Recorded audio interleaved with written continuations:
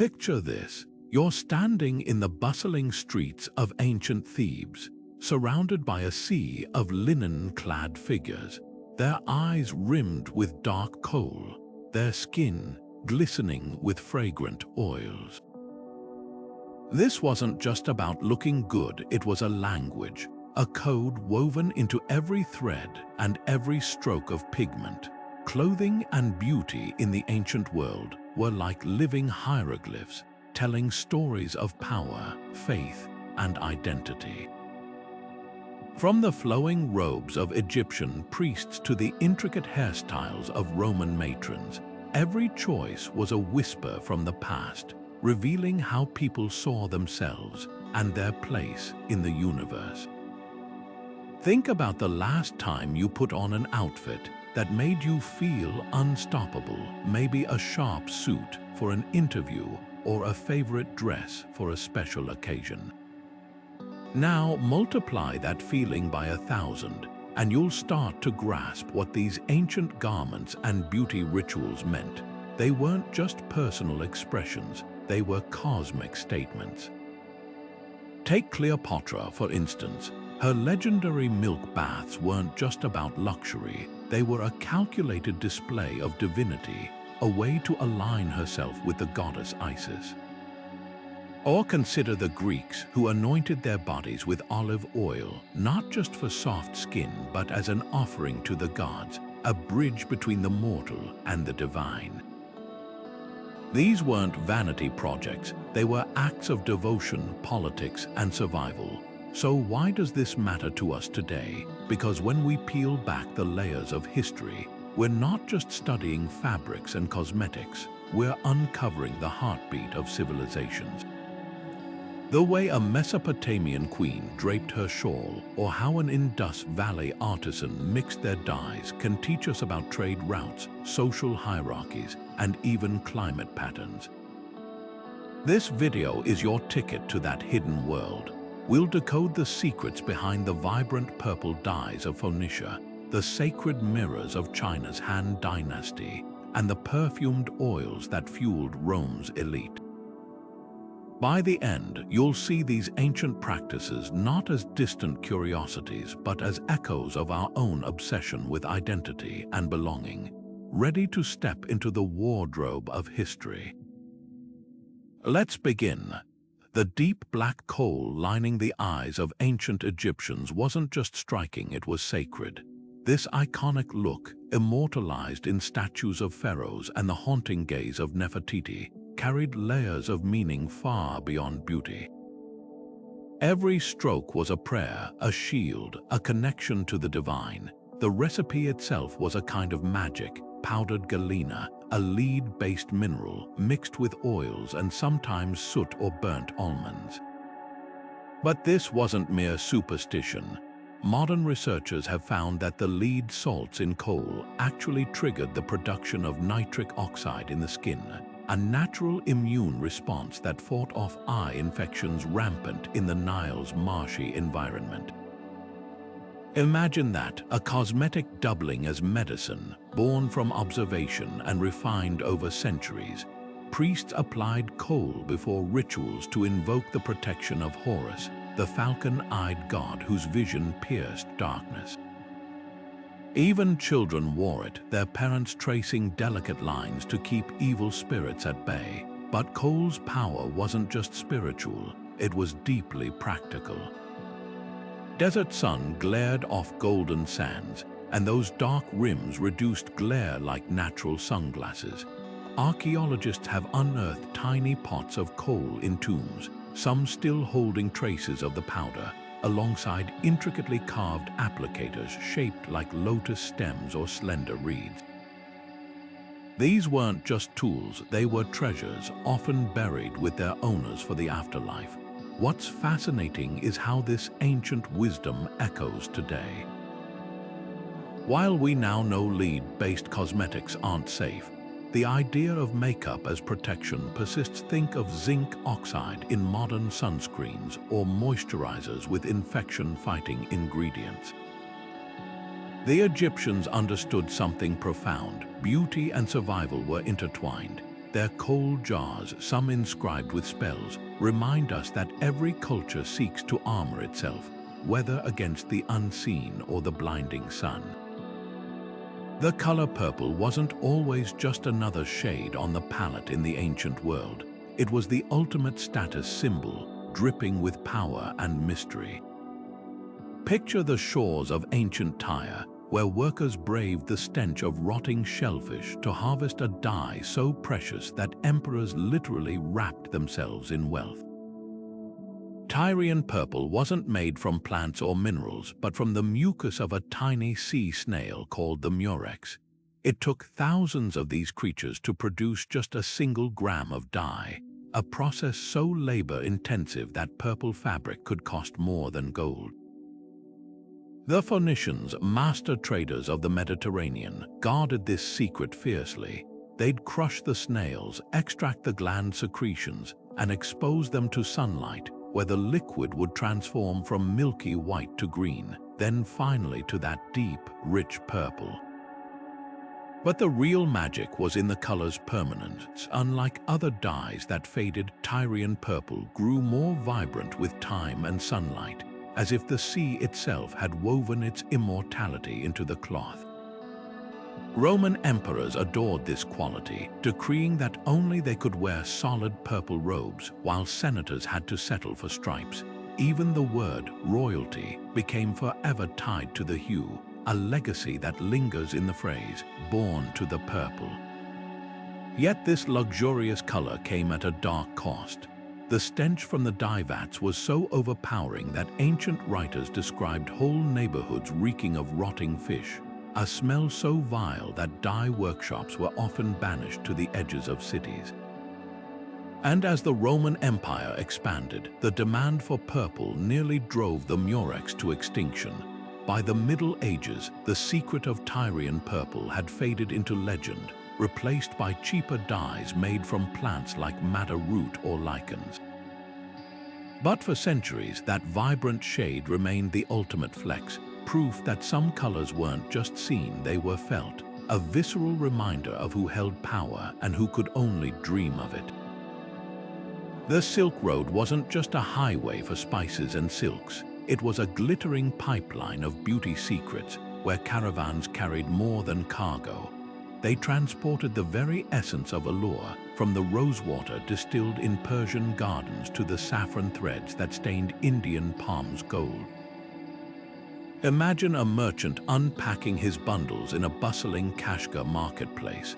Beside bolts of Chinese silk, he'd reveal tiny vials of jasmine oil from Bengal, or cakes of fermented rice powder from Kyoto, each ingredient a passport to another culture's ideal of beauty.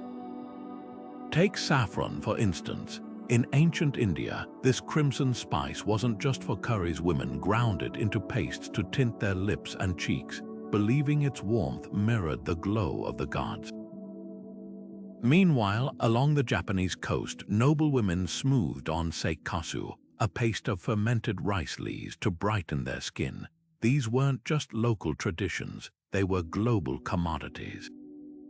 A single gram of saffron required harvesting thousands of crocus flowers, making it as precious as gemstones when it reached Rome, where wealthy matrons added it to their bathwater for its golden hue and musky scent. But the real alchemy happened when these ingredients crossed borders. Persian rosewater, once reserved for royal harems, became a staple in Chinese apothecaries, blended with pearl powder to create elixirs for empresses. Turmeric from India, celebrated for its anti-inflammatory properties, found its way into Greek cosmetics as a remedy for blemishes. Even the humble indigo plant, used to dye denim today, was once a coveted eyeliner in Egypt after traveling from Mesopotamian dye vats. The Silk Road's most enduring legacy, though, might be how it reshaped beauty ideals itself. When Chinese silk hit Mediterranean markets, its shimmering lightness made heavy woolen robes seem crude overnight. Suddenly, Roman aristocrats clamored for fabrics that floated like clouds, sparking a demand that stretched back to silkworm farms in Hangzhou. and when Central Asian brides began adorning their hands with intricate henna patterns, a practice borrowed from Indian traders, the trend rippled as far as North Africa, where it became a wedding rite. What's extraordinary is how these exchanges weren't just about vanity. They were acts of diplomacy, science, and even survival.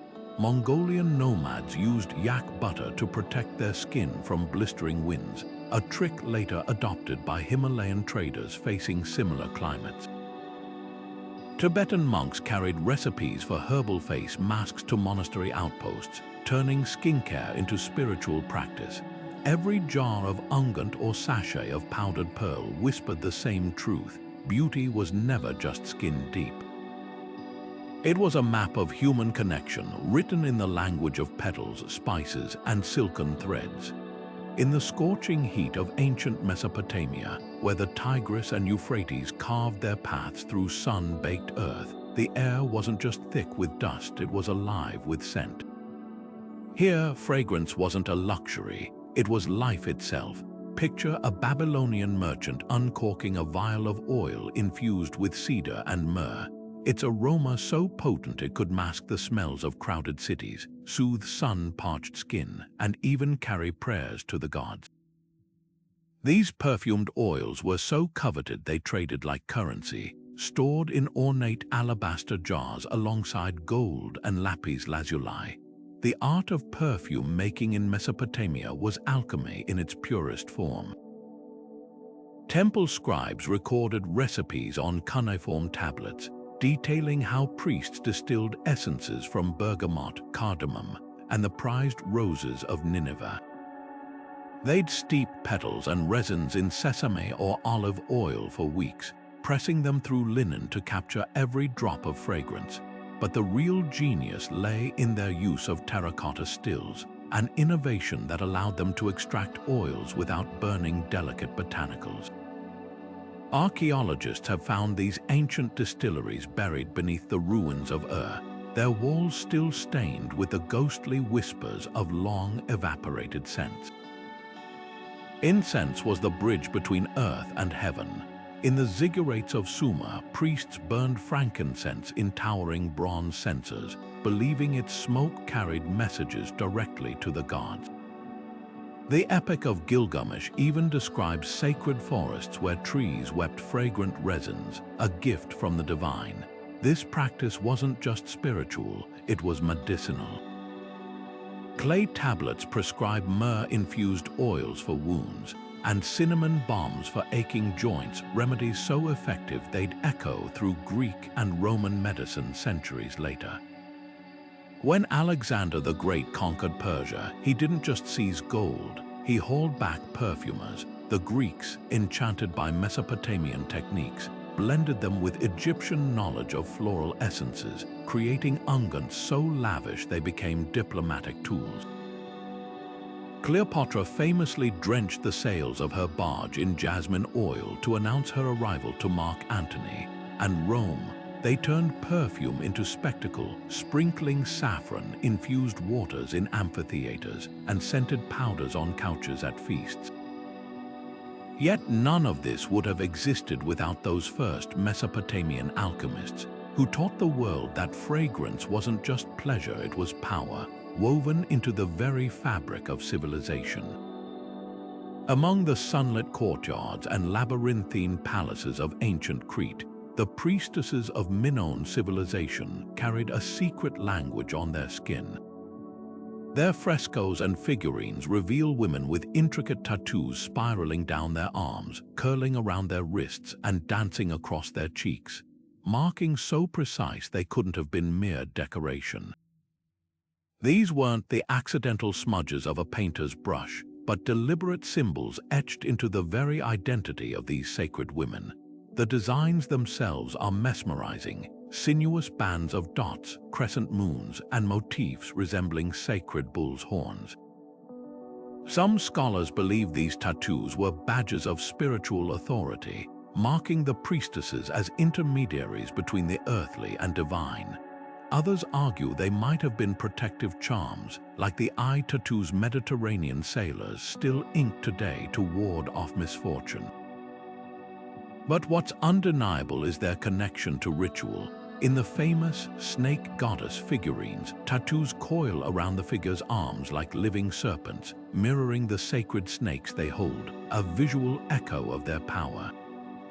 Compare this to the tattooed women of ancient Egypt, where mummies like Amenet, a priestess of Hathor, bear parallel dotted patterns on their abdomens, likely linked to fertility rites. Or the Scythian warrior women of the steppes, whose preserved skin in Siberian permafrost reveals sprawling animal tattoos, a stark contrast to Crete's elegant spirals. While Scythian markings screamed battlefield ferocity, Minoan tattoos whispered temple mysteries. What's truly revolutionary is what these tattoos say about women's roles. In a world where many ancient societies confined women to the shadows, Minoan priestesses stood center stage, their inked skin broadcasting their authority. Frescoes show them leading ceremonies, handling sacred serpents, and even presiding over bull-leaping rituals, an unthinkable prominence in contemporary civilizations like Mycenae or Babylon. Their tattoos weren't just adornments, they were a visual manifesto declaring that in Crete the divine spoke with a woman's voice. The mystery deepens when we consider the tools. Unlike Egypt's sharp bronze needles or the Scythian soot-based inks, Minoan tattoos may have been created with obsidian blades and plant dyes, their techniques lost to time. Some speculate the act of tattooing itself was a rite of passage, the pain a form of devotion. The truth may lie somewhere between art and sacrament, a reminder that for these women, beauty and holiness were never separate, but woven together like the patterns on their skin. In the marble halls of ancient Rome, a woman's hair was never just hair. It was a towering testament to status, woven with secrets as intricate as the braids themselves.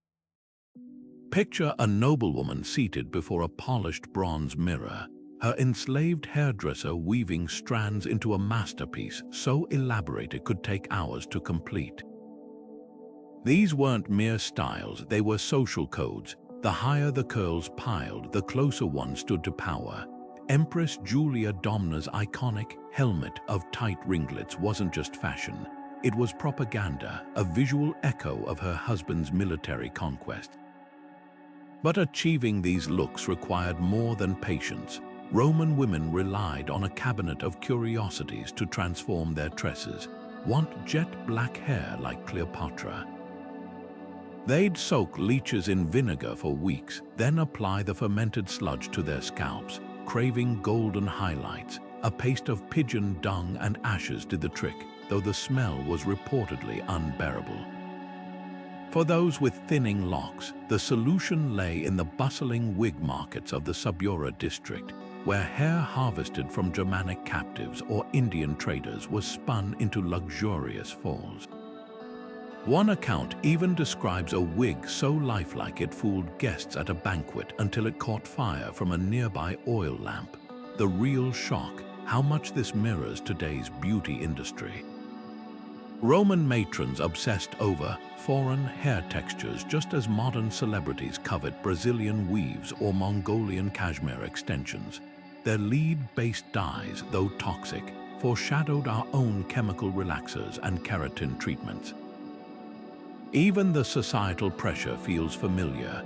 Poet Juvenal mocked women who'd rather lose a spouse than a well-styled coiffure, a sentiment that wouldn't feel out of place in a tabloid today. Yet there's one crucial difference. In Rome, hairstyles weren't just personal, they were political. When Augustus enforced moral laws promoting modest living, his wife Livia's simple, coiled braids became the approved look overnight. Rebellious women like Messalina flouted these rules with cascading curls, turning their hair into silent protests. Archaeologists have found grave offerings of ivory hairpins shaped like gladiators, a wink at forbidden passions proving that even in death, Roman women wore their stories on their heads. Perhaps the most haunting legacy lies in the tools themselves. Delicate bone needles for stitching hairpieces, silver mirrors polished to perfection, even tiny pots of bare grease used as pomade. Each artifact whispers of the hours spent crafting an image. In a society where a woman's worth was tied to her appearance, these rituals weren't vanity. They were survival, a way to carve identity in a world that offered few alternatives. When we tease apart these ancient hairstyles, we're not just studying fashion. We're reading the diary of an empire written in strands of hair and the sheer, stubborn will to be seen. Deep in the vaulted tombs of Mycenae, where the air hums with the weight of 3,000 years, the faces of kings still stare back at us, not in stone or paint, but in sheets of gold hammered so thin they flutter like leaves. These death masks pressed onto the faces of Mycenaean rulers before their final journey are more than art. They're frozen moments of devotion, crafted to ensure the dead wouldn't be forgotten, or worse, unrecognized in the afterlife. When archaeologist Heinrich Schliemann first lifted one from the earth in 1876, he famously telegrammed a king of his own time, "I have gazed upon the face of Agamemnon." He was wrong about the identity, but right about the power. That mask, with its hauntingly blank eyes and delicate beard curls, wasn't just a portrait. It was a passport to eternity. The process itself was a sacred alchemy. Artisans would work the gold cold, tapping it gently with wooden mallets over limestone molds to capture every ridge of the ruler's brow, every curve of the lips. Unlike Egyptian death masks, which idealized pharaohs as godlike and ageless, Mycenaean masks clung to individuality. Some show receding hairlines, heavy jowls, even the asymmetry of a lived-in face. This wasn't vanity, it was necessity. The Mycenaeans believed the soul needed its physical vessel to navigate the afterlife, and without a recognizable face, the spirit might wander forever. But the masks were just the beginning. Kings were buried in shaft graves, their bodies adorned with gold breastplates, crystal daggers, and rings stamped with scenes of lion hunts, a warrior's resume for the gods. Fresco fragments suggest mourners painted their own faces white during funerals, perhaps to mimic the pallor of death or to blend with the spirit world. And then there were the feasts. Excavations reveal heaps of animal bones near tombs, evidence of lavish send-offs where guests dined on roasted oxen and poured libations into the earth, their laughter and grief echoing into the underworld. Why did these rituals vanish? As Greece emerged from its dark ages, the Mycenaean pantheon gave way to the Olympian gods, and with them came new ideas about death. The afterlife became less a mirrored kingdom and more a shadowy limbo where faces mattered little. Gold masks gave way to painted funeral vases, and the once mighty warrior kings became characters in Homer's epics rather than figures to be physically preserved. Yet the echoes linger. In a museum case in Athens, one mask tilts slightly, as if listening for the clink of offerings or the whisper of a name long forgotten. It reminds us that every culture grapples with the same terror, not just dying but disappearing. The Mycenaeans fought back with gold and fire, leaving us these luminous faces to ponder, not just who they were but why they feared being lost. Digging through the ruins of Mohenjo-Daro, archaeologists uncovered something unexpected: not weapons, not tools, but piles upon piles of bangles. These weren't the delicate trinkets we know today. Some were thick as a child's wrist, carved from gleaming carnelian or inlaid with luminous shells. In the Indus Valley, bangles weren't just jewelry. They were wearable identity cards, clattering announcements of who you were in a society that left no written records. Take the famous dancing girl statue, a bronze figure barely 4 inches tall, her arms stacked with bangles from wrist to shoulder. She's not just adorned, she's armored in symbolism. The sheer number of bangles suggests they weren't merely decorative. Some scholars believe each one might have marked a life milestone: first menstruation, marriage, childbirth, like rings on a tree trunk counting the years. Others argue they were sonic charms, their rhythmic chime warding off evil spirits during rituals. What's certain is that these ornaments crossed class lines. Excavations reveal shell bangles in humble graves and gold wire ones in elite tombs, proving that in this ancient culture, everyone spoke the language of bangles. The materials tell their own story. Terracotta bangles, often painted with geometric patterns, were likely everyday wear, while those made from conch shells imported from distant coasts hinted at trade networks stretching hundreds of miles. But the real showstoppers were the carnelian bangles, their translucent orange-red hue achieved through an ingenious firing process. Artisans would bleach white agate with date palm sap, then heat it in kilns to summon that fiery glow, a technique so advanced it wouldn't be replicated for centuries. Fast forward to modern South Asia, and the bangle's legacy thrives. Brides in India and Pakistan still wear stacks of red and white bangles, a tradition directly descended from Indus Valley customs. The sound of glass bangles tinkling in markets is as much a part of the region's soundscape today as it must have been 4,000 years ago. Even the shapes persist. The rigid Kotta bangle worn by Sikh men mirrors the thick metal bands found in Harappan ruins. What's mesmerizing is how these simple circles of clay and metal became time capsules. When a Harappan craftsman polished a bangle smooth, they weren't just making jewelry. They were encoding values: community, continuity, the sacredness of the body itself. Today, when a bride dips her hands in henna and slides on her bangles, she's not just following tradition. She's echoing a conversation that began millennia ago, one that still rings clear as clinking glass in the warm air. In the emerald jungles of Mesoamerica, where the cries of howler monkeys mingled with temple drums, nothing announced power like the shimmer of Quetzal feathers catching the sun.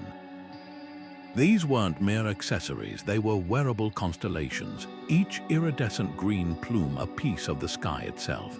For the Aztec and Maya elite, feathered headdresses functioned as cosmic billboards, broadcasting their wearers' divine right to rule. The rarer the feather, the closer its owner stood to the gods, and nothing was rarer or more sacred than the tail feathers of the resplendent Quetzal, a bird so revered that killing one was punishable by death. The logistics behind these headdresses read like an ancient thriller. Quetzals only shed their long tail feathers twice a year, meaning warriors and nobles had to trade with distant mountain communities where the birds nested.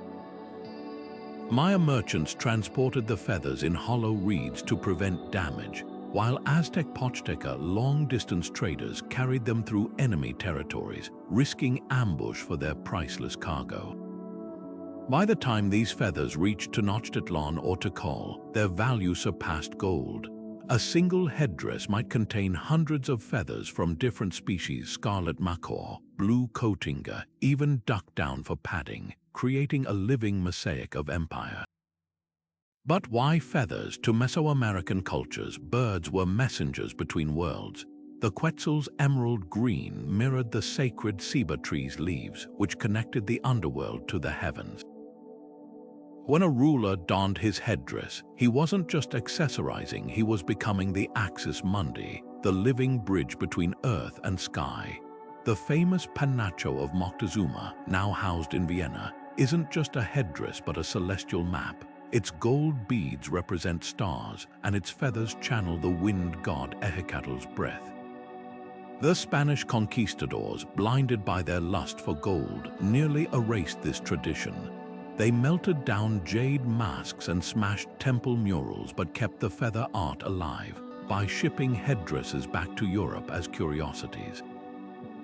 Ironically, these plundered artifacts preserved techniques that might have otherwise been lost. Today, Mexican and Guatemalan artisans still practice amantecayotl, the Nahua art of feather weaving, creating pieces for festivals like the Elixir in Oaxaca or Dia de los Muertos processions. What's haunting is how these modern celebrations echo ancient pageantry. When dancers in Puebla whirl with headdresses taller than themselves, they're not just performing. They're resurrecting a vision of the cosmos where humans and nature were intertwined.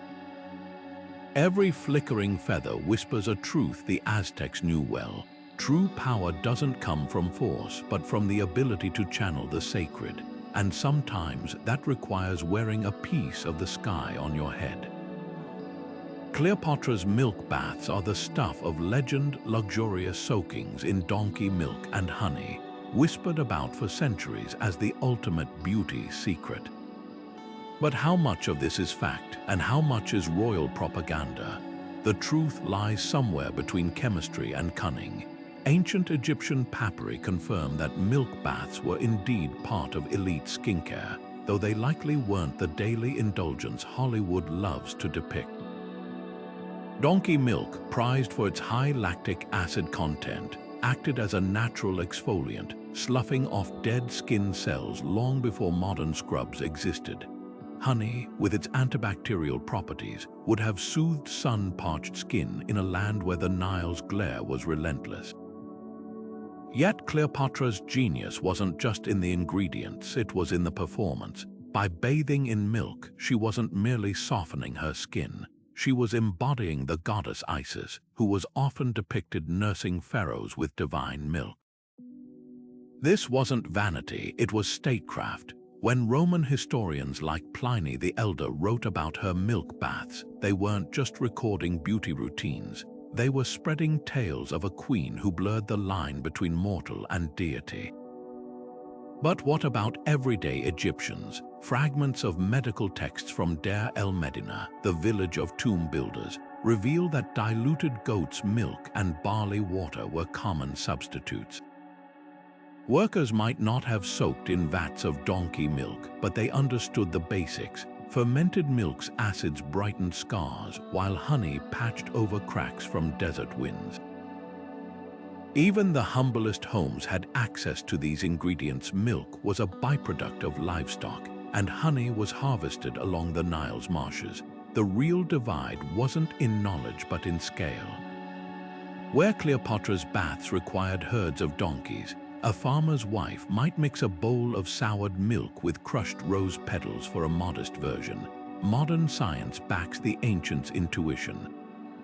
Lactic acid, the key component in fermented milk, is a staple in today's skincare for its ability to boost collagen and hydration.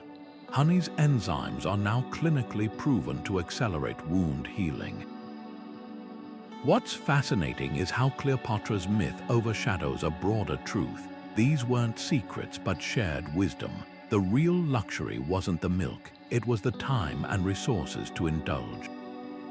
While a queen reclined in alabaster tubs, a weaver in Memphis might rub her hands with a milk and honey paste after a long day at the loom. Both understood the same simple equation. Beauty wasn't magic but chemistry, available to anyone who knew how to listen to the land. Before the sleek tubes and glossy ads of modern beauty aisles, there was a woman in ancient Sumer grinding lapis lazuli into a fine powder with a stone mortar. She'd mix it with animal fat or beeswax, then press her fingertip into the vibrant paste, tracing the contours of her lips with a blue so deep it rivaled the twilight sky. This wasn't vanity, it was alchemy, the world's first lipstick, born over 5,000 years ago in the cradle of civilization, wasn't just about beauty. It was a declaration written in crushed gemstones and plant dyes.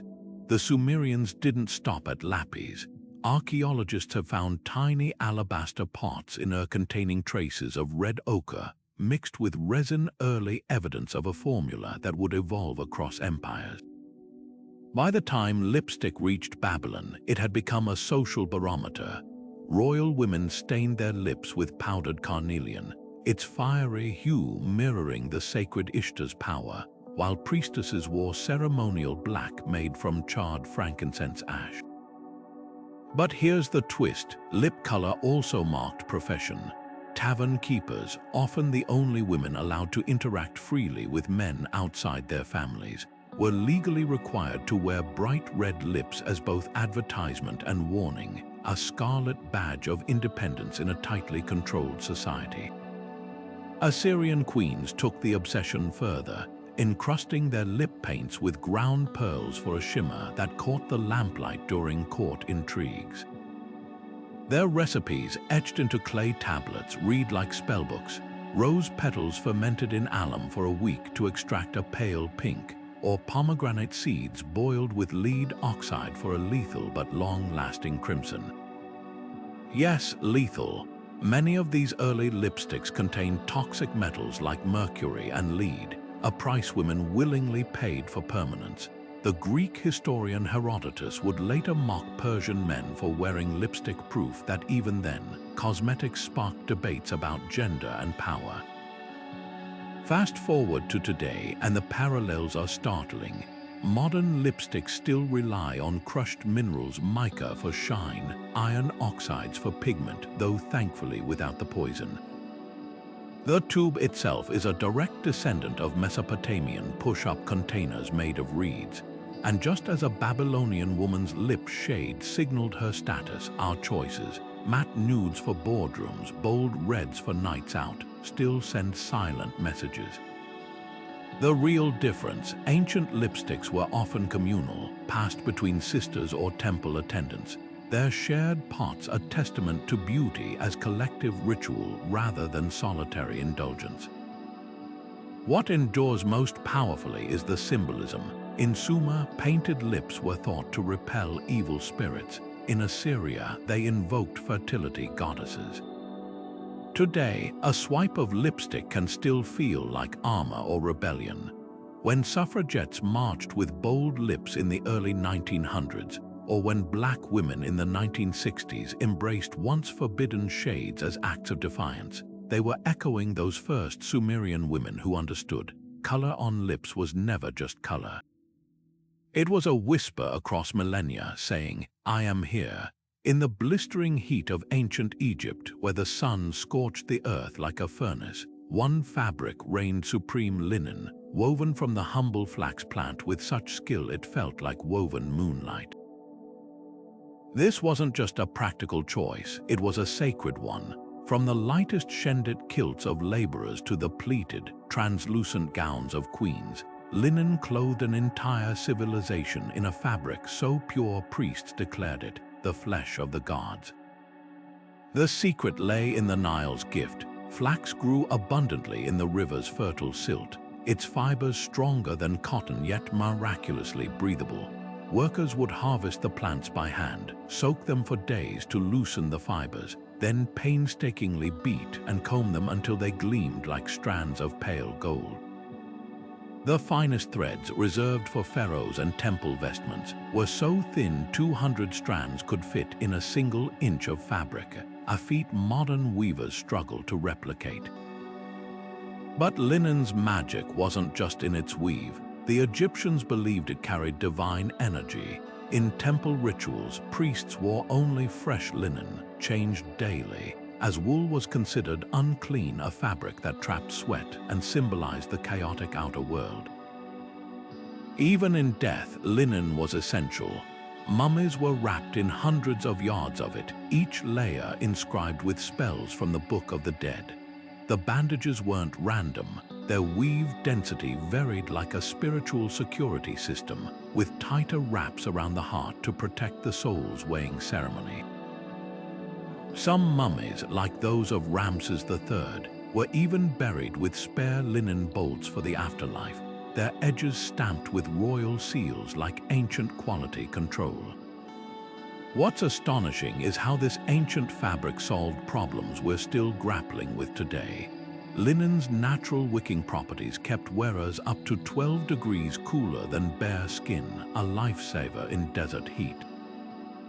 Archaeologists have found linen tunics dyed with madder root or safflower, proving Egyptians craved color but prioritized function. Undyed linen's reflective surface acted like a wearable sun shield. And unlike wool, which attracted lice and sand fleas, linen's smooth fibers repelled pests. Even the wealthy, who could afford imported silks, stuck to linen for daily wear, though they might edge it with golden thread or beadwork. The taboo against wool reveals a deeper philosophy. To the Egyptians, wool came from animals, making it ritually impure, a belief so strong that Herodotus recorded priests shaving their entire bodies daily to avoid any contamination. Linen, born from the earth and transformed by human hands, embodied order over chaos, the same principle guiding their architecture and astronomy. When Tutankhamun's tomb was opened, his linen gloves and undergarments were still intact after 3,000 years, while woolen textiles from other ancient cultures had long since crumbled to dust. That's the ultimate testament to a fabric that didn't just clothe a civilization, it defined it. From the sweat of the field worker to the silent, linen-wrapped journey into eternity. In the sun-drenched groves of ancient Greece, where silver-green olive trees twisted toward the Mediterranean sky, beauty wasn't bottled, it grew on branches. The Greeks didn't just cook with olive oil, they worshipped it as liquid gold, a multitasking elixir that smoothed skin, glossed hair, and even anointed athletes like living statues. Picture an Olympian in the stadium at Delphi, his body gleaming under the midday sun, not with sweat but with oil pressed from the fruit of Athena's sacred tree. This wasn't vanity, it was science, ritual, and a little bit of magic. The process began in stone mortars, where olives were crushed into a paste so fine it could be smeared across the body like silk. Unlike the heavily perfumed oils of Egypt or Mesopotamia, Greek olive oil was often left unadulterated, its natural antioxidants and fatty acids acting as both sunscreen and moisturizer in a climate where salt and wind ravaged skin. Women stored it in delicate arabaloy flasks, their fingertips dipping into the oil before massaging it into their scalps to prevent brittle hair, a trick modern hairstylists would recognize as a precursor to deep conditioning treatments. But the real alchemy happened in the palaestra, the wrestling grounds where athletes transformed oil into a second skin. Before competitions, they'd rub themselves head to toe, creating a barrier against dust and dirt while making their muscles glisten under the judge's gaze, a practical move that also turned every sprint into a spectacle of light and shadow. This ritual didn't just stay in Greece. When Roman conquerors saw Greek athletes scraping oil and sand from their skin with Strigel's curved metal tools, they didn't just adopt the practice, they industrialized it. Roman bathhouses installed rows of oil stations, where slaves would anoint patrons before they plunged into steaming pools. The wealthy mixed their oil with crushed rose petals or saffron, creating bespoke skincare cocktails, while soldiers slathered it on wounds to speed healing. Even the gladiators had their own blend, infused with myrrh to mask the scent of blood in the arena. What's astonishing is how little has changed. Today's beauty aisles are stacked with olive oil-infused shampoos and serums, touting the same hydrating benefits the Greeks discovered millennia ago. Dermatologists confirm what the ancients knew instinctively. Olive oil's oleic acid helps skin retain moisture, while its polyphenols fight inflammation. The only difference, we've swapped clay flasks for sleek pump bottles, though some boutique brands now package their oils in vessels eerily reminiscent of those ancient arabaloy. Perhaps the most enduring legacy lies in the symbolism. To the Greeks, olive oil wasn't just a product, it was a thread connecting hearth, gymnasium, and temple. Winners at the Olympics received crowns of olive leaves and amphorae of sacred oil, their victories literally dripping with divine favor. When we drizzle it on salads or smooth it onto dry skin today, we're not just following a trend. We're repeating an incantation, one that whispers of sunlight on stone, of athletes and philosophers alike, all gleaming under the same golden touch. In the palaces of ancient China, where emperors sought immortality and concubines vied for eternal youth, one stone ruled the beauty rituals: jade, cool and unyielding as moonlight captured in mineral form. Noblewomen didn't just wear jade, they slept on it, pressed it to their skin, and rolled it across their faces like tiny chariots of immortality. These weren't mere superstitions. Traditional Chinese medicine held that jade's icy touch could balance the body's qi, slowing time itself by draining heat, the root of aging from the skin. A Tang dynasty poet once compared a jade roller's path to frost tracing a lotus leaf, a fleeting moment of perfection preserved. The science behind these rituals is surprisingly astute. Jade's dense molecular structure gives it an exceptional capacity to stay cool, even in warm environments, a property that made it ideal for reducing puffiness and inflammation long before modern cryotherapy. Emperors like Qianlong slept on hollow jade pillows filled with chrysanthemum petals, believing the combination would soothe headaches and prevent wrinkles. Court physicians prescribed jade facial gua sha scrapers to stimulate circulation, their edges worn smooth from centuries of use. What's fascinating is how closely these ancient tools resemble today's jade rollers and face masks.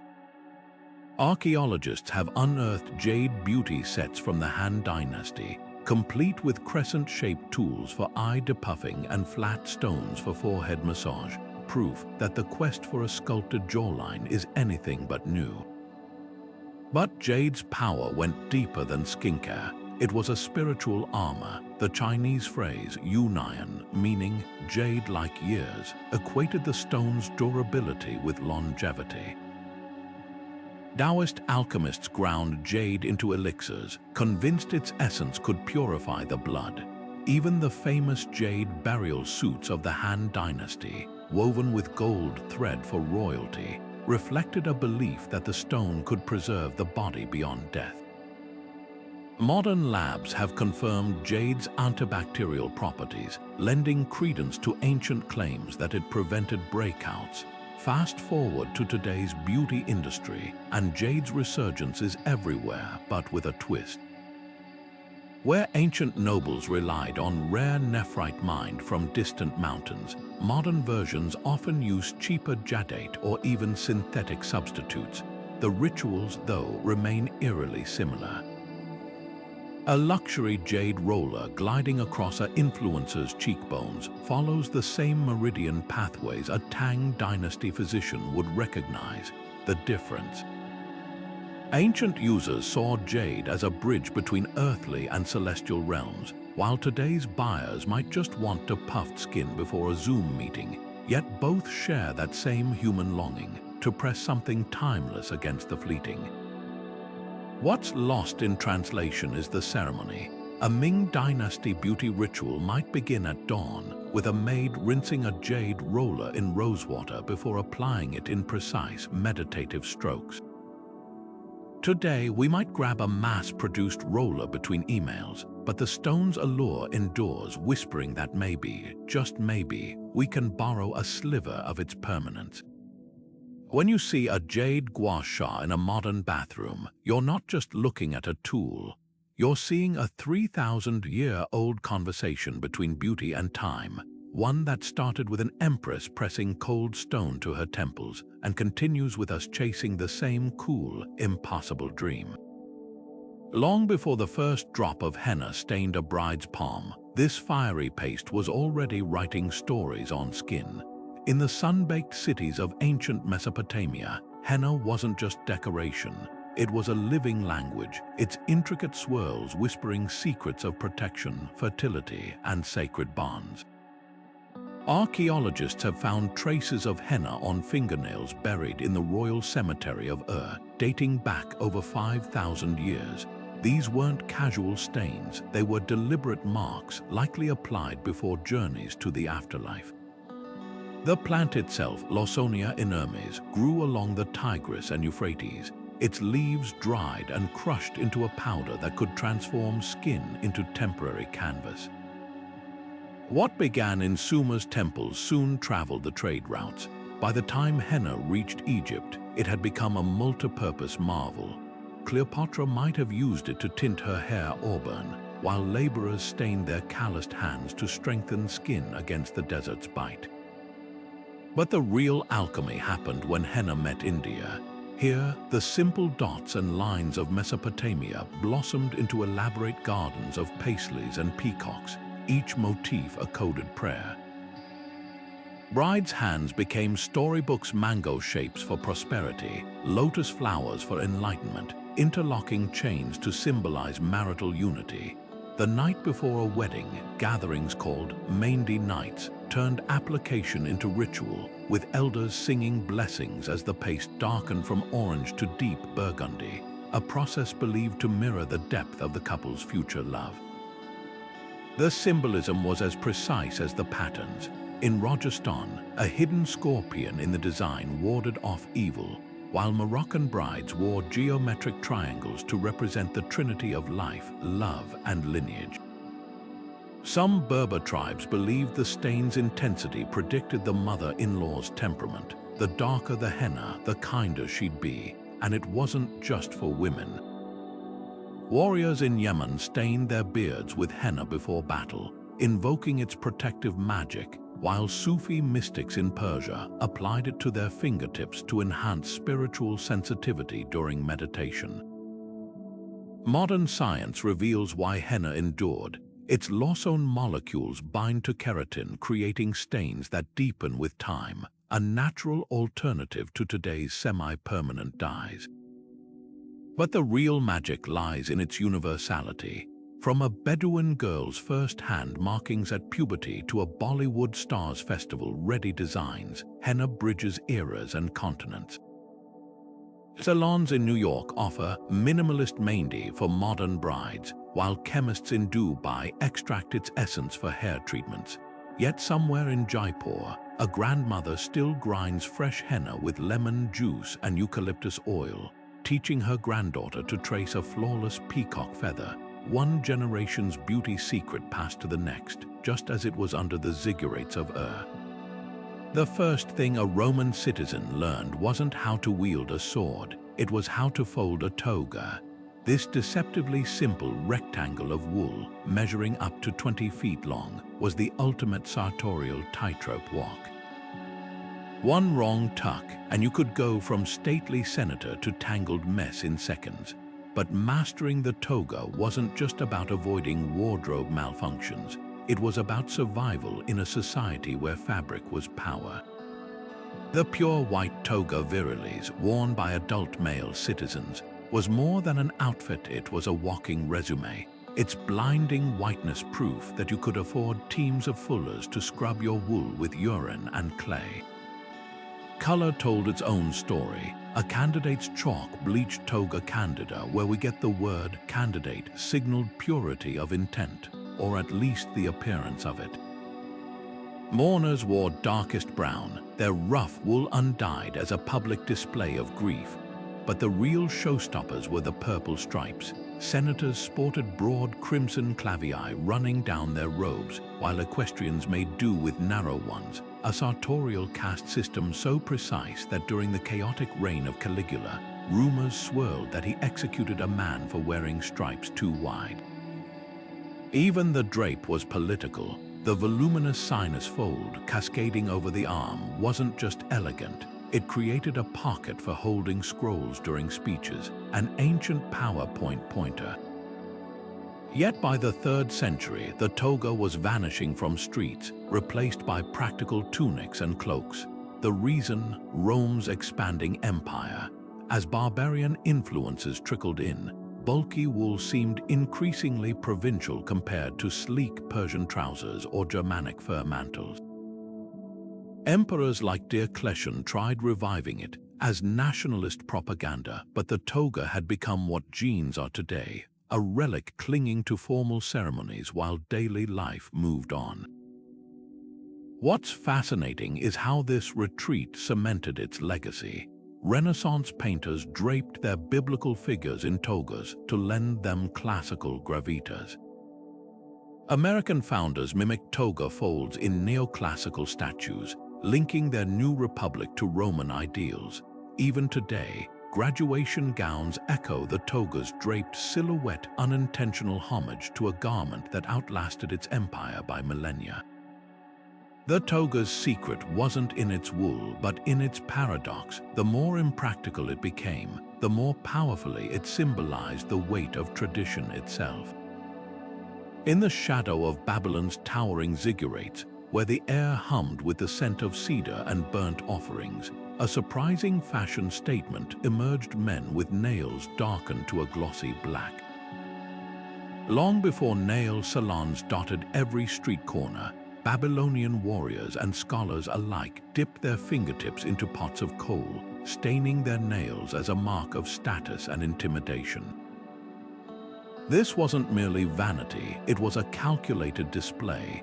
The deeper the shade, the higher the rank, with commanders sporting jet-black nails to signal their authority on the battlefield. Even kings like Hammurabi likely had their nails meticulously colored before issuing decrees, the dark pigment mirroring the solemnity of their carved stone laws. The Babylonians weren't just early adopters, they were innovators. They mixed kohl with beeswax to create a primitive lacquer, ensuring the color adhered for days. Archaeologists have unearthed tiny alabaster jars in royal tombs, their interiors still streaked with residue, alongside delicate bronze tools resembling modern cuticle pushers. But the real surprise, this practice wasn't confined to elites. Cuneiform tablets from merchant archives mention nail pigments traded alongside spices and textiles, suggesting even middle-class Babylonians embraced the trend. Meanwhile, across the Silk Road in ancient China, nail art was taking a decidedly regal turn. By the Shang dynasty, aristocrats were coating their nails in gold and silver lacquers made from crushed metallic ores mixed with egg whites and gelatin. The Zhou dynasty elevated it further. Only royalty could wear gold, while lower nobles made do with silver or pearl-infused tints. A queen's manicure became a political tool. The longer and more ornate her nails, the less she needed to labor, a silent proclamation of her privileged existence. The Ming dynasty introduced the first true nail guards, those iconic jeweled sheaths worn to protect extravagant nail lengths. These weren't just accessories, they were wearable art. Craftsmen inlaid them with kingfisher feathers or carved them from jade, their designs often telling stories of mythological beasts or seasonal festivals. One empress's nail guards were said to chime like wind bells when she gestured, a melodic reminder of her presence. Fast forward to today, and the echoes are unmistakable. The Babylonians' kohl-infused polish foreshadowed modern gel manicures, while China's metallic lacquers evolved into the chrome powders and foil wraps dominating Instagram feeds. Even the social signaling remains. A CEO's understated nude nails versus a pop star's bedazzled talons mirror ancient hierarchies. But here's the twist: where Babylonian men once flaunted blackened nails as a badge of power, today's nail art has become a canvas for rebellion and self-expression. A neon stiletto manicure or a minimalist French tip carries as much cultural weight now as Hammurabi's kohl-stained fingertips did 4,000 years ago. The tools have changed, but the human desire to turn nails into storytellers, that's timeless. Amber glowed like captured sunlight in the fists of Viking traders, its golden depths hiding secrets older than the gods themselves. To the Norse, these translucent beads weren't mere decorations, they were armor against the unseen. Buried in Viking graves from Norway to Russia, amber amulets have been found clutched in skeletal hands, strung around children's necks, even sewn into the hems of burial shrouds. Each bead was a shield, its origins as mystical as its purpose. The Vikings believed amber was the tears of Freya, goddess of love and war, solidified when she wept for her missing husband.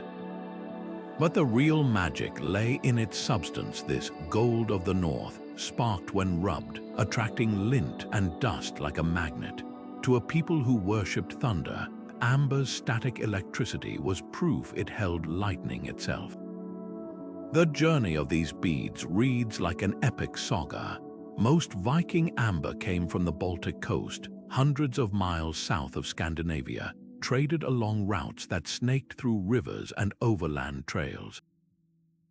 Picture a ruse merchant poling his longboat up the Dnieper, his chest filled with raw amber chunks to be carved into beads by Norse craftsmen.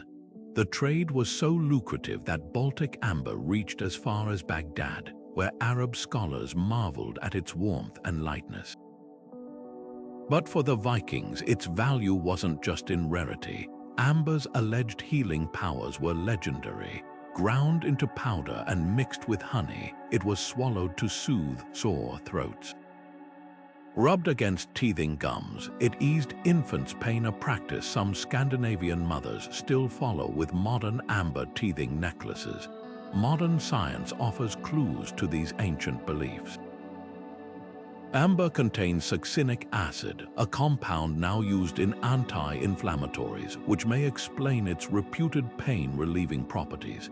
Its electrostatic charge, once seen as mystical, actually kills airborne bacteria, a handy trait in smoky Viking longhouses. Even the folklore about amber protecting against curses finds eerie resonance in its preservative qualities. Insects trapped inside for millennia remain perfectly intact, as if time itself were frozen. Today's jewelry designers still chase amber's allure, but with a twist. While Vikings prized opaque, honey-colored chunks, contemporary artisans seek out rare blue Dominican amber or cherry red Burmese varieties. Auction houses fight over prehistoric specimens with intact insect inclusions, while spas offer amber therapy massages with heated stones. Yet every polished bead on a modern necklace carries echoes of those Viking traders who saw not just beauty in amber, but a piece of the sun's soul, hardened into something you could hold.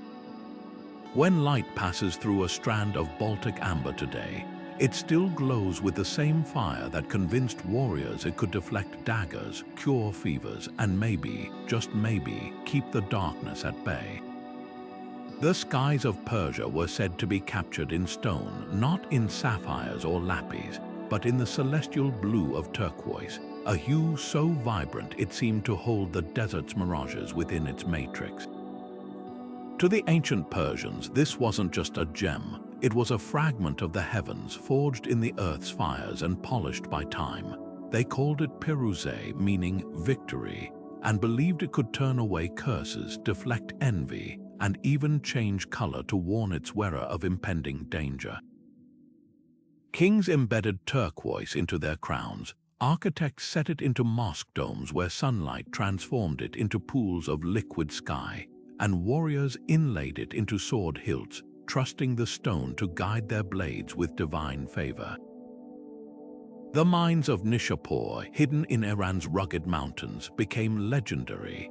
Here, workers chiseled turquoise from veins that ran like azure rivers through the rock, their hands stained blue from the stone's dust.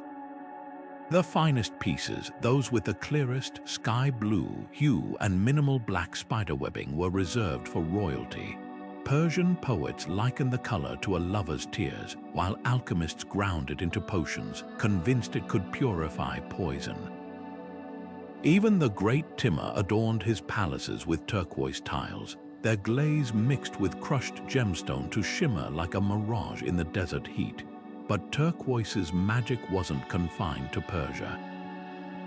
Along the Silk Road, traders carried it to Tibet, where it became sacred to Buddhist monks, and to the American Southwest, where ancestral pueblones traded for it centuries before Columbus. The Mughals of India studded their daggers with it, believing it would protect them in battle, while Ottoman sultans wore turquoise rings to ward off the evil eye. The stone's journey reveals a universal truth. Across cultures, blue, rare in nature, became a color of the sacred. Modern science uncovers layers to these ancient beliefs. Turquoise forms where water trickles through copper-rich rock over millennia, a fusion of elements that gives it its signature hue. The copper content, known for its antibacterial properties, may explain why Persian healers used powdered turquoise to treat infections. And that fabled color shift, humidity and skin acidity, can subtly alter its tone, making the warning myth a curious blend of observation and lore. Today, turquoise remains a bridge between worlds. From Navajo silversmiths crafting squash blossom necklaces to Persian brides sewing turquoise beads into their veils for luck, the stone's legacy endures. When you see a fragment of turquoise, you're not just holding a gem. You're cradling a piece of human history, one that whispered of protection, dazzled emperors, and still carries the desert sky in its depths. Beneath the scorching Egyptian sun, where golden sands stretched endlessly, every step told a story, especially when those steps were taken in papyrus sandals. These weren't just shoes, they were woven status symbols, crafted from the same reeds that bore royal decrees and sacred texts. Picture a pharaoh striding across palace courtyards, his sandals' soles gilded with gold leaf, their straps dyed in Tyrian purple colors so exclusive they screamed divinity. Meanwhile, a farmer tilling Nile silt wore sandals of plain palm fronds, their rough fibers blistering his feet but lasting just long enough to mirror his fleeting seasons of labor. The difference between them wasn't just wealth, it was cosmology. In a land where even the ground was sacred, believed to be the flesh of the earth god Jeb, what separated royalty from commoners wasn't just crowns, but what touched the earth beneath them. The artistry behind these sandals was deceptively simple. Artisans would harvest papyrus stems, slice them into thin strips, and soak them until pliable. Then came the weaving, tight, intricate patterns for elites, loose and utilitarian for workers. Some designs curled protectively around the toes, mimicking the curve of lotus petals, while others left feet nearly bare to combat the heat. But the real innovation lay in their eco-conscious design, something modern brands are only now rediscovering. Papyrus sandals were breathable, biodegradable, and shockingly durable. Archaeologists have found examples in tombs, their fibers still intact after millennia, while murals at Deir el-Medina show workers crafting them in bustling workshops.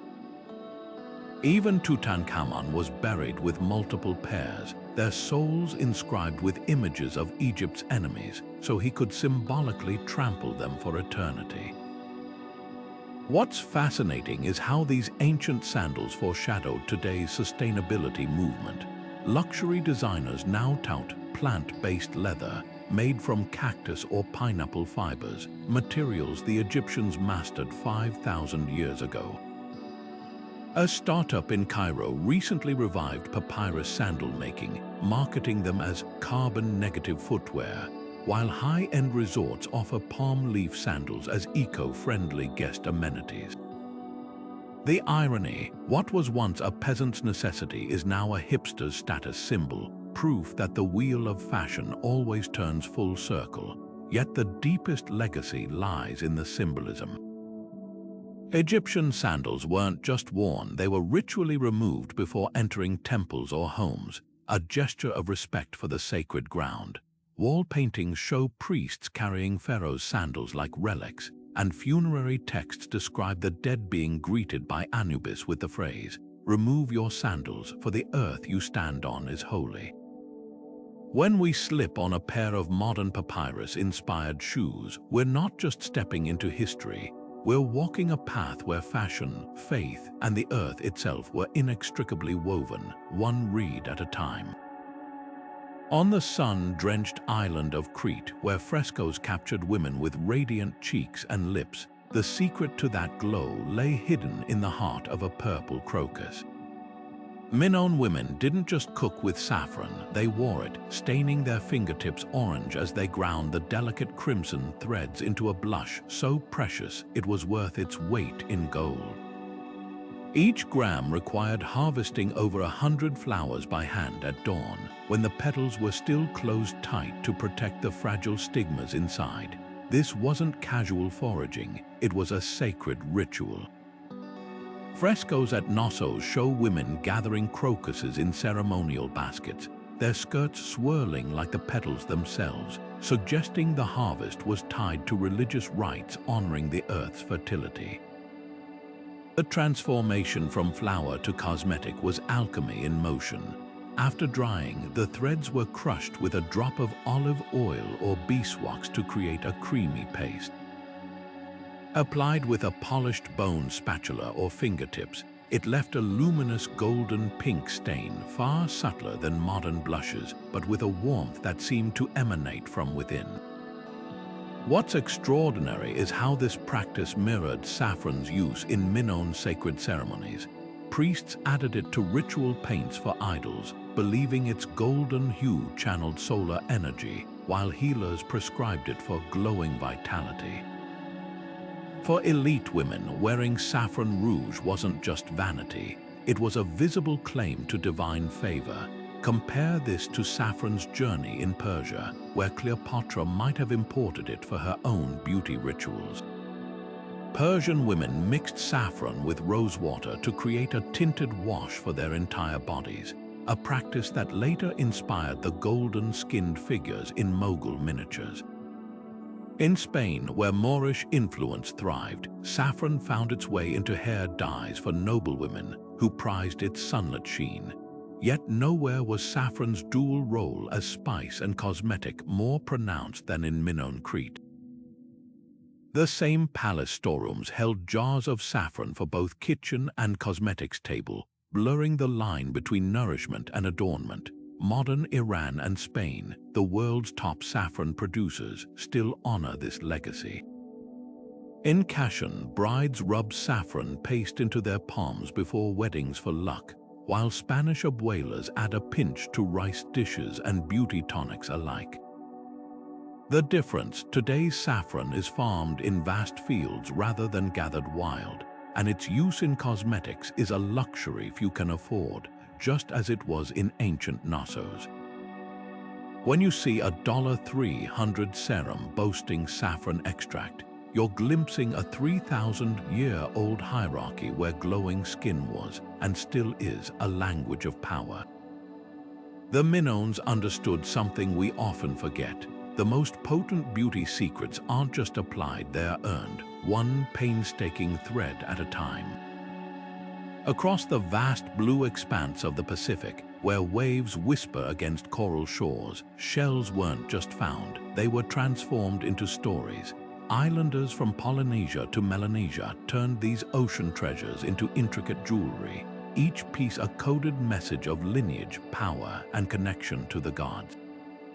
Imagine a chief's daughter in Fiji, her neck draped with a lei-nai palayor, a whale-tooth pendant strung on braided human hair, its ivory curves symbolizing both the strength of her ancestors and her family's access to distant trade routes. Or a warrior in the Solomon Islands, his chest adorned with a cap, a shimmering shell disc etched with geometric patterns so precise they'd take months to carve, believed to deflect enemy arrows and malicious spirits alike. This wasn't just adornment, it was armor, genealogy, and currency fused into one. The craftsmanship behind these pieces bordered on the miraculous. In Micronesia, artisans drilled tiny holes into delicate spondylus shells using bamboo tools and sand abrasives, threading them into elaborate breastplates that chimed like waves with every movement. Tongan nobles wore sissy-fail anklets of hundreds of cowrie shells, each one hand polished until it gleamed like moonlight on water. But the real magic lay in the material's origins. Some shells, like the golden-lipped pearl oyster of the Torres Strait, could only be harvested by free divers plunging dozens of feet on a single breath. making their jewelry a testament to human endurance as much as artistry. These creations weren't confined to their islands. Shell armbands from New Guinea traveled thousands of miles along the Kula Ring, a ceremonial trade network where necklaces circled clockwise and armbands counter-clockwise in an endless dance of reciprocity and prestige. A single charmer shell bracelet from the Admiralty Islands might pass through dozens of hands, accumulating stories and status as it moved, until it reached a high-ranking chief in Vanuatu, its value multiplied by every journey it survived. Today, these traditions pulse with new life. Contemporary Pacific artists weave shell jewelry with synthetic threads for durability, or incorporate recycled glass to mimic ancestral patterns while addressing ecological concerns. In Hawaii, the resurgence of lei hulu feather lei and lei pupu shell lei speaks to cultural reclamation, with artisans teaching workshops to reconnect diaspora youth with their heritage. Even the cap has evolved, appearing on runway models in Papua New Guinea, its age-old motifs now laser-etched for precision but still carrying the same protective intent. What endures is the deeper meaning. When a Tahitian bride wears a high pupu shell necklace today, she's not just honoring tradition, she's echoing the belief that these ocean-born jewels contain mana, the spiritual energy that flows through all living things. The shells may now come from sustainable farms rather than wild reefs, and the tools may be electric drills instead of shark tooth engravers, but the essence remains, a language of beauty written in the alphabet of the sea. Egypt's kohl may have lined the eyes of pharaohs, but its journey didn't stop at the Nile's banks. Like a shadow stretching across continents, this iconic cosmetic traveled along spice routes and trade roads, morphing to fit the hands and rituals of every culture it touched. By the time it reached the markets of ancient Babylon, kohl had become kajal thicker, smokier, and infused with camphor for a cooling effect under the relentless Mesopotamian sun. Persian noblewomen added crushed pearls for a subtle shimmer, while Bedouin tribes in Arabia mixed it with frankincense resin, creating a formula that doubled as protection against sandstorms. Each adaptation wasn't just about aesthetics, it was a negotiation with climate, belief, and identity. In India, kajal became a cultural cornerstone. Mothers still gently smear it on infants' eyes during the Statecraft ceremony, a ritual believed to ward off the evil eye, a tradition echoing Egyptian parents who once shielded their children with kohl's protective gaze. Bollywood stars elevated it to an art form, with the dramatic winged kajal of the 1960s mirroring Cleopatra's iconic look. But the real alchemy happened in the bazaars of Hyderabad, where vendors stirred pots of ghee-soaked lampblack, a recipe passed down since the Mughal era. Unlike Egypt's lead-based kohl, Indian kajal often relied on plant-based soot, blending almond oil or turmeric for added nourishment. Pakistan's sama took a different path. Ground from antimony stones in the valleys of Peshawar, it was stored in ornate metal samaddonis, their delicate applicators designed to deposit the finest line along the waterline. Folk healers prescribed it for everything from conjunctivitis to heatiness, a humoral concept borrowed from Greco-Arabic medicine, yet controversy simmered beneath its popularity. Modern studies found some traditional sama contained galena, the same lead mineral Egyptians used, sparking debates between cultural preservation and public health. North Africa wove kohl into spiritual practice. Tuareg nomads crafted elaborate silver ticherot containers, their geometric patterns warding off jinns, while Moroccan brides wore kohl so thick it resembled a protective mask. In the Maghreb, the lines between beauty and devotion blurred. Applying kohl before prayer was as routine as washing one's hands. Today, the global kohl aisle reflects this fractured legacy. Luxury brands market safe, casual with synthetic pigments, while traditionalists seek out artisanal stalls in Cairo or Karachi. The irony, modern science confirms what ancient instincts suggested. The right formulations do protect against glare and infection, just without the lead. From the banks of the Nile to the neon of Mumbai, Kohl's journey proves that some beauty rituals aren't just skin deep. They're maps of human resilience, drawn in the darkest lines imaginable. The Etruscans didn't just wear gold, they made it breathe.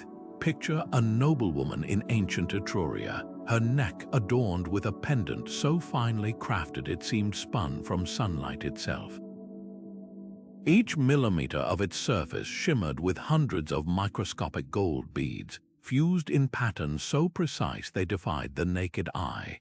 This was granulation, the Etruscans' crowning artistic achievement, a technique so advanced modern jewelers still puzzle over its secrets.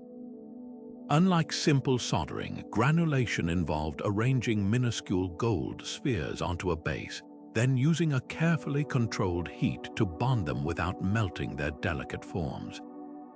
The result, jewelry that didn't just catch light, it shattered it into constellations, transforming wearers into living embodiments of celestial radiance. What's astonishing isn't just the artistry, but the scale. Some Etruscan pieces contain over 1,000 granules per square inch, each one perfectly spherical and uniform, despite being crafted over 2,500 years before precision tools existed. Archaeologists have found earrings where these beads form intricate rosettes or geometric labyrinths, their symmetry rivaling computer-generated designs. The secret lay in their lost wax method. Artisans would sculpt designs in beeswax, encase them in clay, then melt the wax away to create molds for molten gold. But granulation elevated this further. After casting, masters would painstakingly arrange the beads using plant sap as adhesive, then heat the piece just enough to fuse them, likely with a blowpipe and charcoal furnace, their exact temperature control lost to time. Then came the Great Vanishing. As Rome swallowed Etruria, the nuances of granulation faded. Roman jewelers favored bold, heavy styles, and the delicate Etruscan touch became a relic until the 19th century, when excavations unearthed these treasures. Renaissance goldsmiths like Benvenuto Cellini tried desperately to replicate the technique, but their beads were lumpy, their bonds clumsy. It wasn't until the 1880s that Fortunato Pio Castellani, an Italian jeweler obsessed with antiquity, cracked the code. His workshop discovered that the Etruscans likely used copper salts as flux, creating microscopic welds invisible to the eye. Today's high-end jewelers still measure themselves against Etruscan benchmarks. The House of Castellani's revival pieces sell for fortunes, while modern masters like Giovanni Corvoggia employ electron microscopes to achieve similar precision. Yet something remains elusive. Those ancient granules have a warmth, a slight irregularity that whispers of human hands rather than machines. Perhaps the true secret wasn't just chemistry, but philosophy. To the Etruscans, gold wasn't just metal. It was the flesh of the gods, demanding a reverence we've yet to rediscover. High in the Andes, where thin air carries whispers of the past, the mummies of ancient Peru hold secrets not just in their bones but on their skin. These aren't the faded tattoos of modern ink. They're intricate designs pressed into flesh over 1,000 years ago, still vibrant as the day they were made. One woman, buried at the sacred site of Carabea altar, bears a series of geometric dots and lines running down her arms, a language in symbols that scholars believe may have charted her journey through life's milestones. Another, from the Nazca culture, sports swirling patterns resembling crop circles, her tattoos echoing the same mysterious designs etched into the desert plains below. Far from mere decoration, these markings were likely medicinal, spiritual, and deeply personal. The process itself was a feat of endurance. Andean tattoo artists used cactus spines or bone needles to puncture the skin, then rubbed in mixtures of soot and plant sap. Unlike today's electric needles, this method was slow and painful, each dot a deliberate act of transformation. Some mummies show tattoos concentrated around joints, suggesting they functioned as ancient pain relief, much like acupuncture. Others bear symbols linked to fertility goddesses, their ink a plea for protection during childbirth. The most striking examples come from the Moche civilization, where priestesses wore tattoos of spiders, creatures believed to weave the fabric of fate, their bodies becoming living altars. Compare this to the tattooed Siberian Ice Maiden, whose preserved skin reveals mythical creatures stalking her shoulders, or the Celtic princess buried in Germany, her ankles ringed with protective spirals. Each culture approached tattoos differently, yet shared a common thread: skin as canvas for the sacred. The Maori of New Zealand carved their lineage into faces with chisel-like tools, while Polynesian navigators wore star charts on their backs as celestial maps. Even Ötzi the Iceman, Europe's oldest mummy, carried 61 tattoos, crosses and lines that aligned with his arthritic joints, hinting at a prehistoric understanding of pain management. What unites these ancient traditions is their defiance of time. A Moche priestess's spider still seems to crawl across her ribcage. Ötzi's stripes still trace his aching knees. These weren't fleeting fashions, they were stories etched in flesh, meant to last beyond death. Today, as scientists use multispectral imaging to uncover faded tattoos on mummies once thought unmarked, we're reminded the urge to imprint meaning on skin is as old as humanity itself. Whether for healing, devotion, or identity, these ancient inks whisper across millennia, proving that some languages don't need words, just skin, needle, and the courage to bear witness. In the opulent courts of ancient Assyria, where the scent of power clung to the air as thickly as the desert heat, a noblewoman's most prized possession wasn't her jewels, it was her hair. But not the hair she was born with. Towering above her brow like a fragrant fortress stood an elaborate wig, its curls meticulously arranged and drenched in perfumes so potent they could be smelled across banquet halls. These weren't just accessories, they were olfactory billboards, broadcasting status with every intoxicating whiff of myrrh or cinnamon that trailed behind their wearers. Assyrian wig makers, the unsung alchemists of their time, sourced ingredients from the farthest corners of the empire: frankincense resin from Oman, spikenard from the Himalayas, even rare blue lotus from the Nile, blending them into unguents that turned each wig into a walking censer. The process of scenting these masterpieces was as intricate as their construction. Artisans would first weave the wigs from human hair, often taken as tribute from conquered peoples, then layer them with beeswax and plant gums to hold their sculpted shapes. Next came the perfuming, days spent steeping the wigs in ceramic pots filled with oil infused with crushed spices and flower petals. Cinnamon and cassia lent warmth, while ground calamus root added an earthy depth, the same notes modern perfumers chase in amber-based fragrances. But the real showstoppers were the floral absolutes. Frescoes at Nineveh show workers pressing lily blossoms between linen sheets, their precious oils slowly staining the fabric, which would then be washed in oil to capture their essence. The result, wigs that released fragrance with every movement, their scents shifting from dawn's citrusy bergamot to evening's smoky labdanum like a perfumed sundial. This obsession wasn't purely aesthetic. In a land where shaved heads were the norm among elites, both for comfort in the brutal heat and to deter lice, wigs became the ultimate social filter. Only the wealthy could afford the constant upkeep, the daily re-oiling, the careful storage in cedarwood boxes, the slaves trained solely to maintain their elaborate curls. A surviving tablet from Ashurbanipal's library details the punishment for a servant who mishandled a royal wig, a month's ration of barley deducted from their wages. The message was clear: in Assyria, hair was hierarchy. The legacy of these perfumed towers extended far beyond Mesopotamia.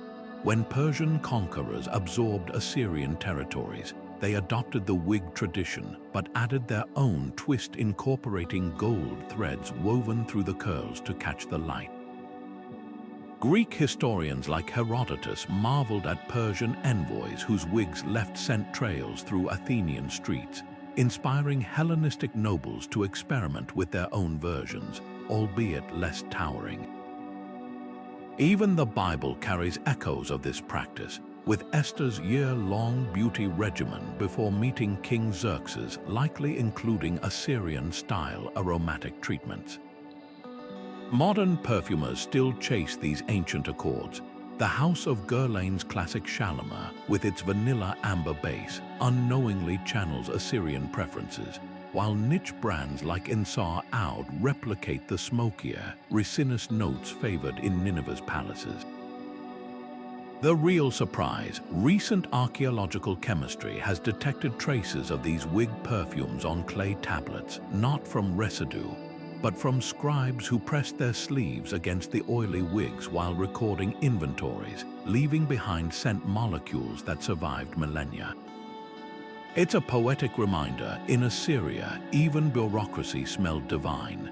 What began as practical head covering became a sensory language, one that whispered of trade routes and conquests with every fragrant ripple. When we spritz perfume on our wrists today, we're not so far removed from those Assyrian nobles still using scent to carve identity in the air, still turning the simple act of moving through space into a statement. The wigs may be gone, but their essence lingers, an invisible thread connecting us to an empire that understood power isn't just seen or heard, but deeply, unmistakably smelled. From the kohl-lined eyes of Egypt to the golden masks of Mycenae, clothing and beauty in the ancient world were deeply intertwined with identity, power, and belief. These rituals weren't just about appearance, they were languages of culture, spoken through fabrics, pigments, and adornments. Every stitch, every stroke of pigment, every gleaming bead carried meaning far beyond aesthetics. They were maps of social standing, shields against the unseen, even negotiations with the divine. When an Egyptian priest traced kohl around his eyes, he wasn't just enhancing his gaze, he was invoking the protection of Horus. When a Minoan noblewoman dabbed saffron rouge on her cheeks, she wasn't simply adding color, she was channeling the vitality of the sun itself.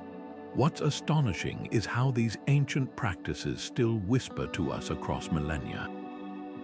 The jade rollers gracing modern skincare routines, they're direct descendants of the cold stone tools Chinese empresses used to depuff their skin, the henna tattoos adorning brides from Mumbai to Los Angeles. They carry the same protective symbolism as those worn by Mesopotamian women 5,000 years ago. Even the bold, graphic eyeliner of today's runways owes its drama to Cleopatra's iconic look. The past isn't just present, it's persistently relevant, evolving yet recognizable. But here's the real question: why do these traditions endure? Perhaps because they speak to something universal, the human desire to transform the body into a canvas for meaning.